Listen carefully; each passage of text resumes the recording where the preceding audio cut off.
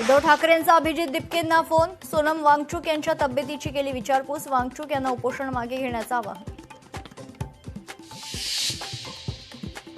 उपमुख्यमंत्री एकनाथ शिंदेंनी बोलावली सर्व कॅबिनेट मंत्र्यांची बैठक. केंद्रीय मंत्रिमंडळ विस्ताराच्या पार्श्वभूमीवर करतं नंदनवन निवासस्थानी बैठक.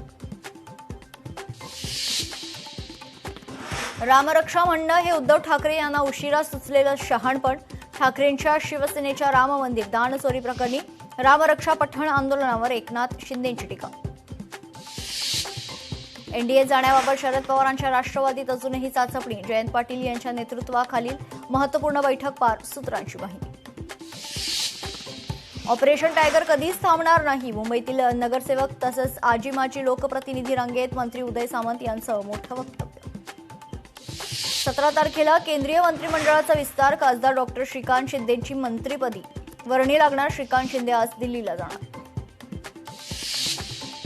शिवसेना भाजप आणि एमआयएममध्ये खडा जंगी. हॉकर्सच्या मुद्द्यावरून विरोधक आणि सत्ताधारी आमने सामने. सर्वसामान्य सभेत बराच वेळ गदारोळ.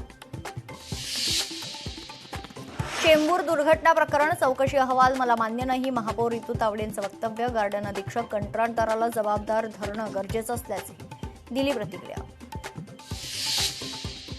लोकशाही मराठीच्या बातमीचा दणका. जुहू चौपाटीवर प्रशासनाकडून स्वच्छतेला सुरुवात. पालिका प्रशासनाला अखेर आली जात.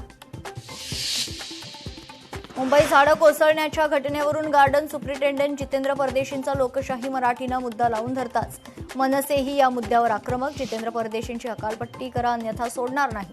मनसे नेते संदीप देशपांडेंचा इशारा. ठाण्यात बॅनर पडून एक मुलगी जखमी. मुंबई आणि आसपासच्या उपनगरात असंख्य बॅनर. पालिका आयुक्त ठोस कारवाईचे आदेश कधी देणार? बॅनर कोसळून बळी गेल्यावर मनपाला जाग येणार का? लोकशाहीचा सवाल. केतन अग्रवाल हत्या प्रकरणात नवा ट्विस्ट. केतनच्या वडिलांचं राष्ट्रपती द्रौपदी मुर्मूंना पत्र. हत्ये प्रकरणाची फास्ट ट्रॅक न्यायालयात सुनावणीची मागणी.